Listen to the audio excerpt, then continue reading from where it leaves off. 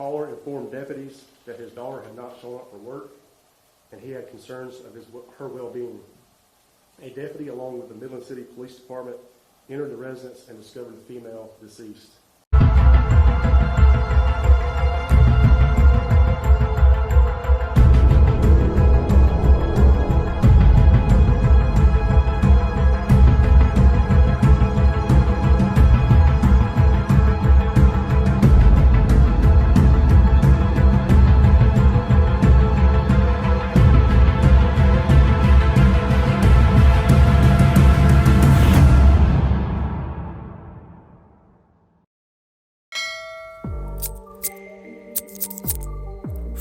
See the Voice, Alabama Prisoner Bro Biles. What's going on with y'all, man? Make sure y'all like, subscribe, share the video, comment on the video, donate to the channel's Cash App and PayPal platforms if you're feeling generous, man.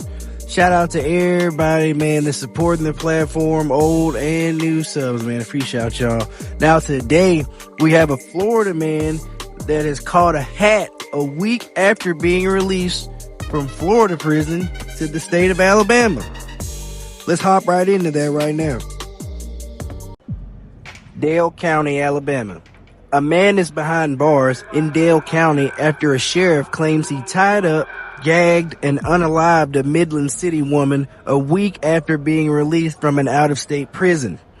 Dale County Sheriff Mason Bynum identified the victim as 57-year-old Sherry Clark.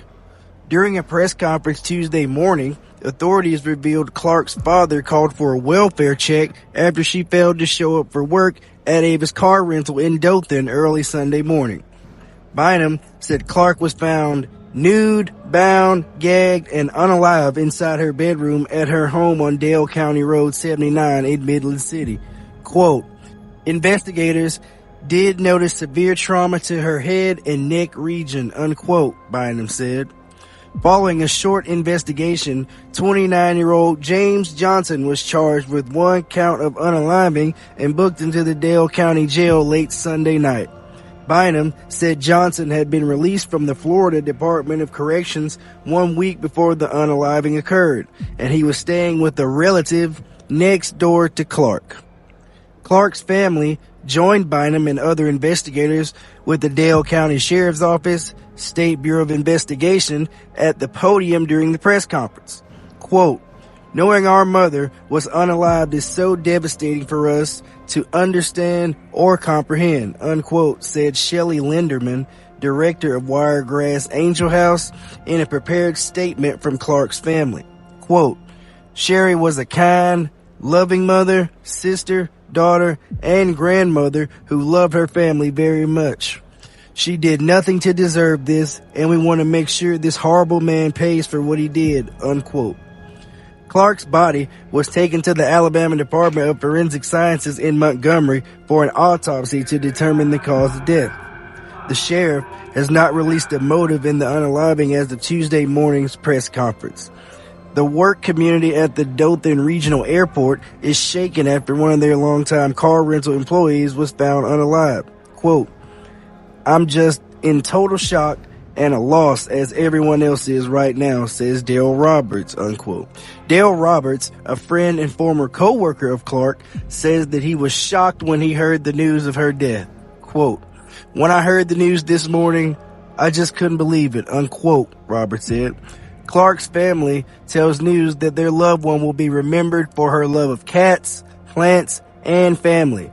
Roberts says that the love reached beyond just her family as it stretched to the people she would come in contact with every day at Avis, a place she grew up working with at her siblings. Quote, you talk to anyone that was around and they will tell you that Sherry was a very nice, easygoing person, said Roberts. Not a person that's going to get upset with you and argue with you or fuss with you, but she would do whatever she could to help you. Now, as y'all can see, I've included some of Mr. Johnson's criminal history within this presentation, courtesy of the Florida Department of Corrections, man. Shout out them and all them other states that allowed you to see these former prisoners records, right? Even after they've been released, unlike Alabama, who your shit's gone as soon as you die or get released. They don't want nobody seeing what's going on, man, in case they fuck up something. But anyway, man, yeah, man, meth, burglary, scamming, toting pipes, bro's damn near jack of all trades, as y'all can see from my observation.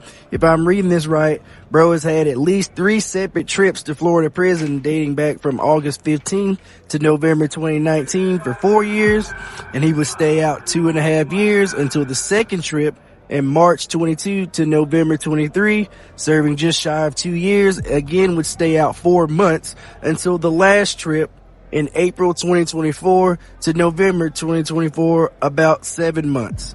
He would be released, as y'all can see, on the 3rd of this month, and authorities are speculating this crime occurred over the past weekend, man, about a week since his release to the state of Alabama. The female was nude and bound and gagged. She was located in her bedroom. An autopsy was conducted this morning. And although the results of the autopsy is pending, investigators did notice severe trauma to her head and neck region. Spent the next 12 hours processing the scene and collecting physical, biological, and digital evidence.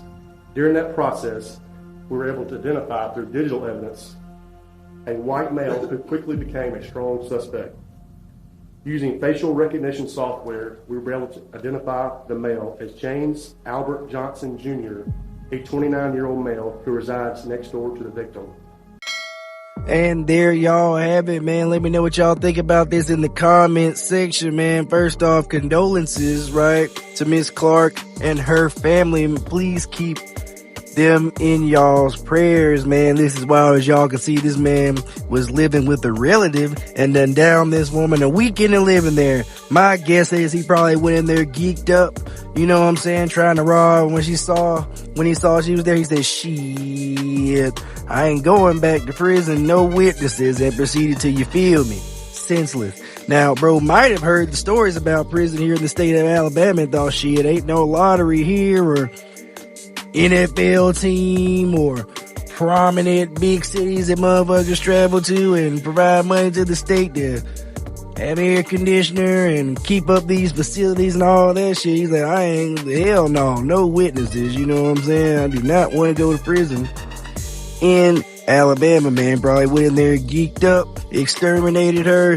then trotted right back across the street or to the dope man, and then back to the relative's house he was staying at across the damn street and gave himself carpet burn, man. Y'all know what I'm saying? Waiting on 12 to show up, man. You know meth be making y'all make people be doing freaky shit, man.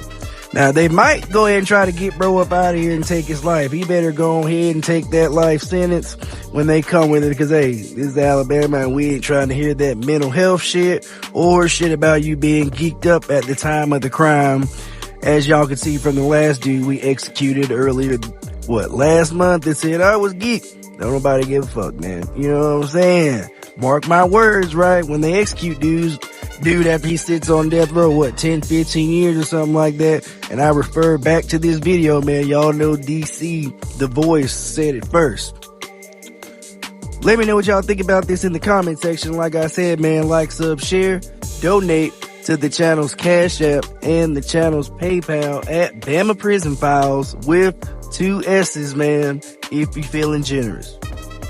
DC the Voice, Alabama Prisoner Profiles, out the gear.